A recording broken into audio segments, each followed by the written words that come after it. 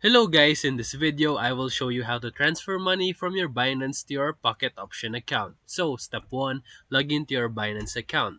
Open your Binance app or website and log into your account. Step 2, go to the wallet and select the withdraw option. Tap on the wallet and then choose withdraw. Make sure that your funds are in your spot wallet before withdrawing. Step 3, get your Pocket Option crypto wallet address. Now go to your Pocket Option account and head over to the Finance and then Deposit section. And then choose the same crypto that you will be withdrawing from Binance, like USDT or Bitcoin. And then copy the wallet address provided. Step 4, paste the address in your Binance. Back in your Binance account or app, paste the Pocket Option wallet address that you copied, and then double check the network and the type it matches, like TRC20 or USDT. Step 5, enter the amount and confirm.